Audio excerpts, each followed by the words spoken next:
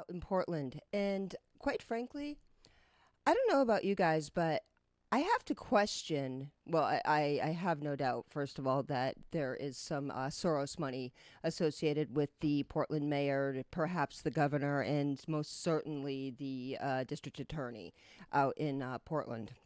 No, I don't have that fact checked yet, but I can do that if you'd like.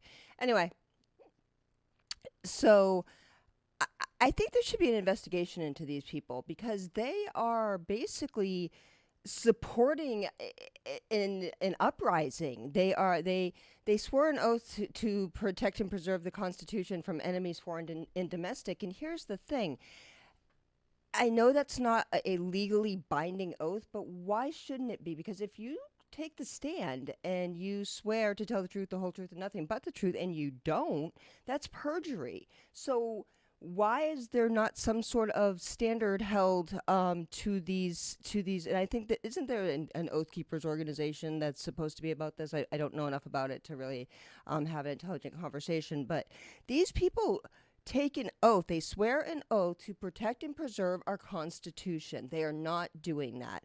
Also, going back to the Soros money, I really do think that we need to investigate, guys, what's going on here because this is insurrection.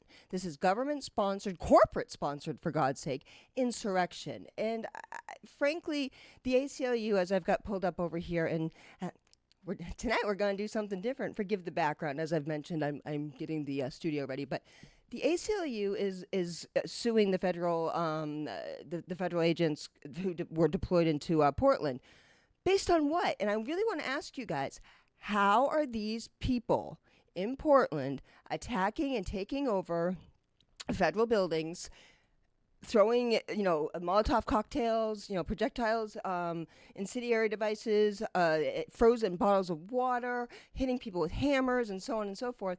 How are these people any different than Timothy McVeigh? Seriously, I'm not even exaggerating when I ask you this. These children, their crimes have surpassed the state and local level. They are now a federal issue. These are terrorists, and they are being supported by the local government in Oregon. And somebody needs to look into that, as far as I'm concerned. But let's take a look, my friends. Let's take a look at Timothy McVeigh, and you tell me what you think. It says that he was a Gulf War veteran. I mean, these kids aren't even that. McVeigh sought revenge on the federal government for the siege at Waco that killed 86 people. Many of them were children. And also the 92 Ruby Ridge incident. Let's see.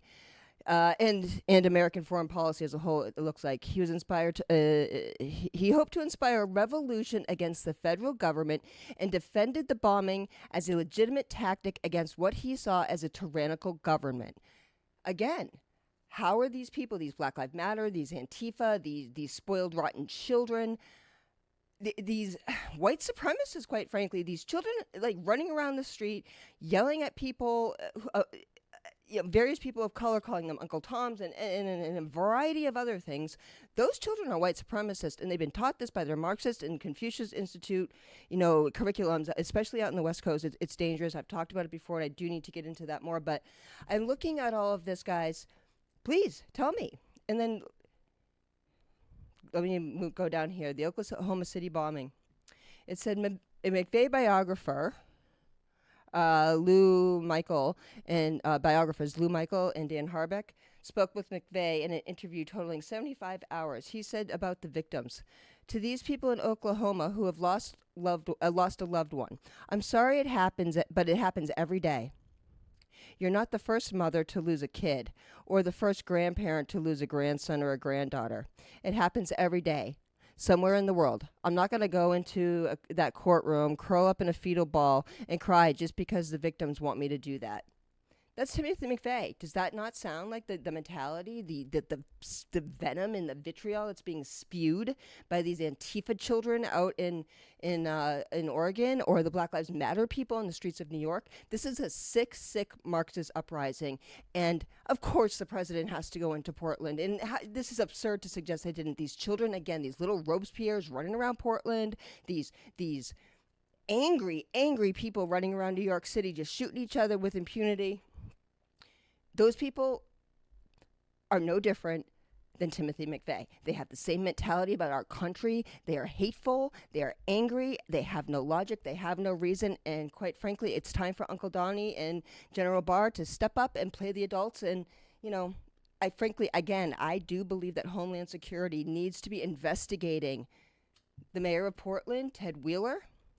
Claims he's a Democrat, but he's got some serious issues. And the funny thing is, if you look at this guy's background, personal life. He's from Southwest Portland. He has a daughter. Let's see. He went to Harvard University. Freedom of speech, gun control. He's a pro-choice person. Education, treasurer. Let's see.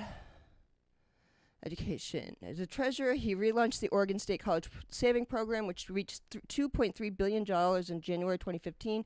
The 529 saving plan allowed money to be saved for college, the gifted program. And as he's a leftist, this is going to be very, very complimentary of him. But environmental issues, they love him. Freedom of speech. He has stated that hate speech is not protected by the First Amendment.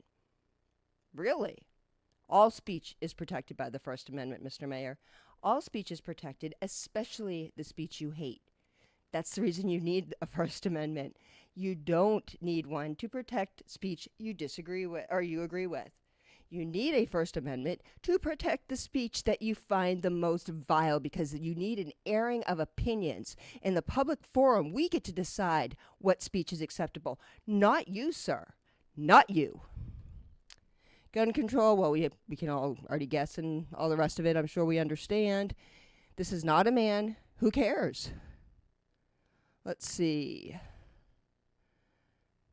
Education. Sorry, I'm taking so long. I apologize, and I'm scrolling all over the place. Must be driving you guys nuts. I do apologize. Let's see. Early life and education. Okay, he's a sixth-generation Oregonian. His roots are in the timber industry, which means he's probably very, very, very, very wealthy. His father, Sam Wheeler, was an executive vice president at Willamette Industries, a Fortune 500 lumber company formed in 1967 by a merger with several smaller companies, including one established by the Wheeler family in 1912, and eponymous Wheeler, Oregon, in eponymous Wheeler, Oregon. So this is named after him. We're talking the elite. Oh my goodness. So this guy is going to lecture you and me about what proper speech is and gun control and everything else.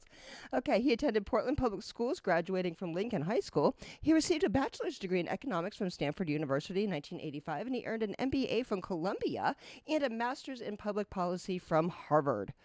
So Wheeler worked for several financial services companies, including the Bank of America and Copper Mountain Trust. Dear God, people.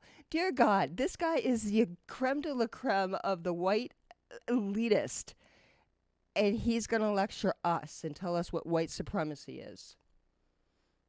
Anyway, guys, what's happening in Portland are a bunch of little Timothy McVeighs in the making, and we need to get them under control. Because you know what? If they keep going with impunity, they will get worse and worse. And you know what? Many of these kids, we will probably see them in the next 5 to 10 years committing acts of terrorism because we let them think it's okay. It's not. Anyways, guys, thanks so much for checking it out. I'm Angela. I keep forgetting this. Please like, share, subscribe. Please subscribe. Please, I beg you. I know I'm like all over the place with my style. I'm trying a bunch of different things, and I hope you guys can appreciate that. Let me know what you think. What styles you like. Do you like this? Do you like my little short clips? Do you like it all? Let me know. Talk to you later, guys. Bye.